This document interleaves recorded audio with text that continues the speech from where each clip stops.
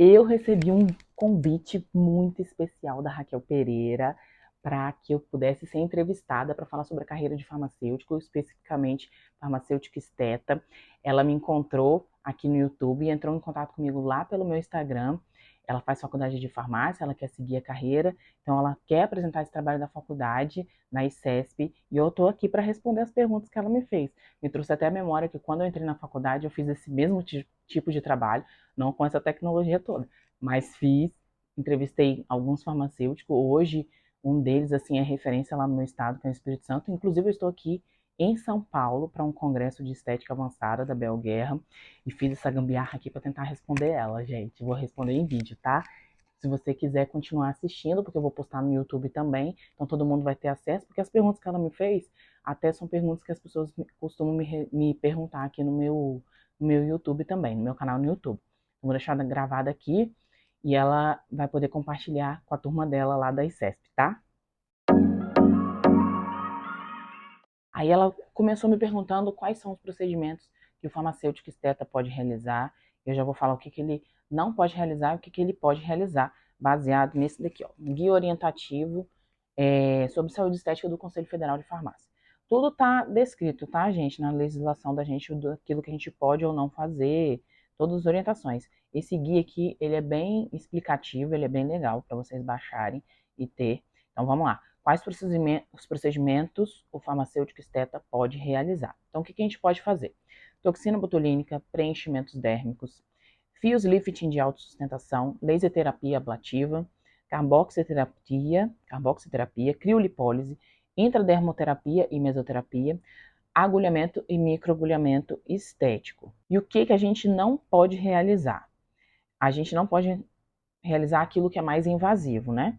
Alectomia, blefaroplastia, cirurgia de calcanhares, otoplastia, rinoplastia, então é diferente. Rinoplastia de rinomodelação, são coisas diferentes. Rinoplastia é cirurgia.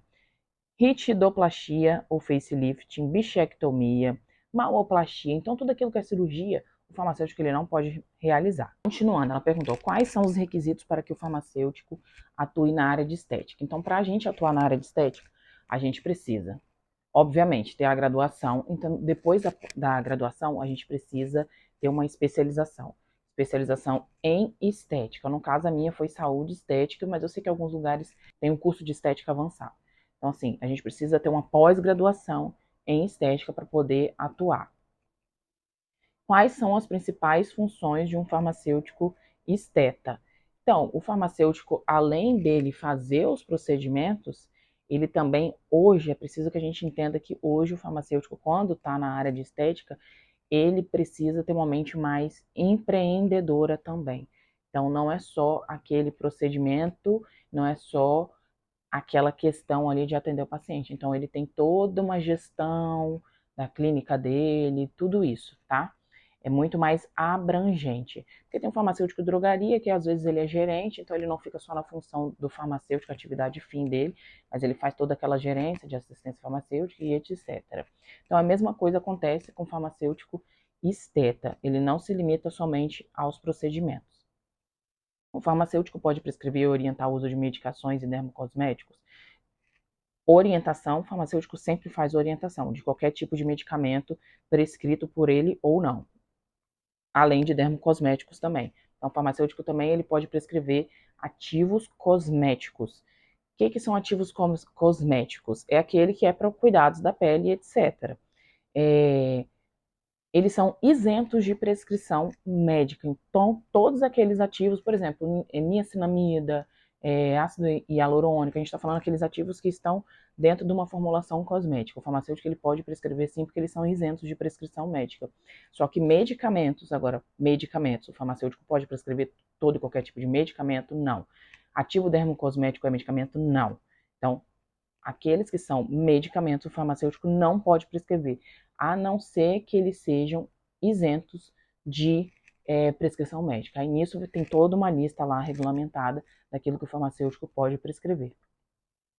O farmacêutico pode aplicar procedimentos estéticos liberados pelo Conselho Federal de Farmácia? Sim, se está liberado pelo nosso conselho, o nosso respaldo é o conselho. No caso, se a gente tem o Conselho Federal de Farmácia e vai subdividindo depois para cada estado os conselhos regionais de farmácia. Então, tudo aquilo que é permitido a gente pode fazer. O que é proibido, obviamente, a gente não pode fazer.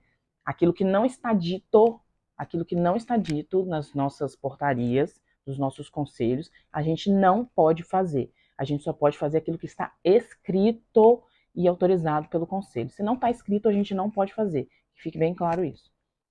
O farmacêutico pode manipular cosméticos? Pode sim. Ele não precisa ter formação dentro da área de estética para poder manipular cosmético. Dentro de uma farmácia, a gente tem várias linhas de dermocosméticos, né? Manipulação em geral, hidratantes e etc. Sérums que, numa farmácia de manipulação é comum se fazer isso. Então, a partir do momento que você formou na graduação, você já tem a habilitação para poder atuar. Então, preciso ter experiência e etc. O farmacêutico pode acompanhar a produção do cosmético? Sim, dentro de uma farmácia ele pode acompanhar a produção daquele cosmético, assim como também numa indústria ele pode ser o responsável técnico pela produção daqueles cosméticos. O que te motivou a se especializar em saúde estética? Então, eu sempre gostei muito da área da beleza no quesito maquiagens, desde pequena. Apesar de eu não me envolver muito, mas chegou no momento que assim que eu tive o meu dinheirinho, eu comecei a comprar as minhas próprias maquiagens, então eu comecei a aprender a fazer maquiagem, comecei a maquiar minhas amigas e depois de um tempo eu comecei a maquiar pessoas também, né, clientes e etc. Só que eu já tinha o meu emprego, eu sou servidora pública, eu já tinha o meu emprego e eu fazia aquilo como um hobby. Eu não conseguia pensar naquilo como algo a longo prazo, que fizesse eu sair do meu emprego para poder atuar somente com aquilo ali, mas eu fazia com muito gosto. Eu adorava fazer, eu adorava ver as meninas se sentindo lindas e maravilhosas, até que eu tive um start, que de poder fazer, aliar aquilo que é o conhecimento científico da área da saúde também, junto com a beleza, que foi o match perfeito, que foi a saúde estética. E eu me realizei nisso. Mas o que? O que pode ser prescrito pelo farmacêutico esteticista, ou esteta, que a gente fala, né? Então, o que pode ser prescrito é muita coisa, gente, é muita coisa. Tem uma pós-graduação só sobre isso, só para os ativos que pode ser prescrito. É tanto ativos tópicos quanto ativos orais. É uma gama. Aquilo, se você for olhar os cosméticos numa farmácia, eles não são medicamentos. Então, tudo isso, todos os ativos que estão lá, o farmacêutico ele pode prescrever, sim. Não é medicamento, então ele pode prescrever. E muitos cosméticos esses industrializados, quando a gente vai ver uma formulação, é muito parecido. Claro que dentro de uma prescrição estética, você consegue colocar muito mais ativos específicos para aquele tipo de paciente seu. Por exemplo, você quer tratar um melasma, então tem vários tipos de ácidos, por exemplo, vários. Aí você tem que entender sobre pele, tem que entender sobre fisiologia da pele, para entender onde que você vai colocar cada tipo de ativo com a necessidade daquela pele. Se essa pele está desidratada, quais são os ativos hidratantes que você vai colocar? Se essa pele precisa de um antioxidante, se essa pele precisa de ativos rejuvenescedores, então não dá para eu citar aqui quem são. Eu tenho um livro dessa grossura, assim, só de ativos dermocosméticos, então, assim, tá sempre mudando. Muito, assim, surge muito ativo também, todo congresso aí de farmácia você vê que surgem alguns ativos, e é muito interessante, e a gente tem resultados espetaculares. A cerejinha do bolo para a gente poder cuidar de uma pele é a prescrição estética facial. E a gente pode fazer também prescrição de ativos orais também, que não são medicamentos, são ativos para poder também cuidar da pele, antioxidantes e etc. Uma gama, são muitos ativos, gente. Mas o que? Qual conselho você daria para quem quer cursar farmácia e se especializar em estética? Para quem quer cursar farmácia, tem que primeiro você tem que gostar, você tem que gostar de química, você tem que gostar de bioquímica, de microbiologia, de parasitologia, porque quando a gente está na graduação, é uma ampla, né, muito ampla, a gente estuda sobre muita coisa. O farmacêutico ele pode atuar na área acadêmica, ele pode atuar na indústria, ele pode atuar em questão de alimentos, ele pode atuar na vigilância sanitária. Então, assim, o farmacêutico, ele tem uma atividade muito ampla. Então, tudo isso você vai ver na faculdade. Então, quando a gente vai entrar na faculdade, primeiro você tem que entender isso, se você vai gostar ou não. Até é muito difícil falar isso, porque só depois que você se forma que você entende se aquilo valeu a pena ou não. Mas num contexto geral, quando a gente entra na faculdade, a gente pensa mais assim, eu gosto muito de biologia, eu gosto muito de química. E é isso. Você vai fazer por gosto pessoal mesmo. E tem que entender também, talvez hoje, eu falaria o seguinte: quando a gente é muito novo, a gente não entende muito de mercado, a gente não sabe muito bem como funciona o mundo, a gente vai muito por uma ideia, um sonho. Só que a realidade aqui fora, ela é muito diferente de que quando a gente entrou para a faculdade, quando a gente escolhe o nosso curso. Então, eu acho que quando você quer fazer, eu acho que talvez um conselho muito interessante é fazer isso que a Raquel está fazendo. Antes de entrar na faculdade, converse com com alguns profissionais farmacêuticos, pergunta como é que está a carreira dele, o que que ele faz, vai lá na drogaria, conversa com ele, descobre, vê se você consegue entrar em contato com algum farmacêutico que trabalha em hospital, vai no postinho de saúde, conversa com um farmacêutico, vai numa farmácia de manipulação, vê o que que eles fazem. Então, assim, vai te abrindo a mente, né? Vai abrindo a mente para você entender o que que pode ser feito para você lá na frente, você talvez não se frustrar. E entenda que o salário do farmacêutico, a remuneração ela não é tão alta, mas existem possibilidades que pode fazer com que você aumente o seu salário. Isso é fato e evidente, mas tem que ralar bastante, tem que estudar e se dedicar bastante. E desenvolver outros tipos de habilidades. E para especializar em estética, qual o conselho que eu daria? Primeiro que você tem que gostar de cuidar de pessoas, né? As pessoas, elas chegam pra gente na área de estética, elas estão com a autoestima lá embaixo, são pessoas que não estão se sentindo bem consigo mesmos, né? Então a gente tem que estar preparado para olhar essas pessoas e também entender que você precisa estudar o tempo todo, porque a estética, né, os procedimentos estéticos, eles vão evoluindo muito.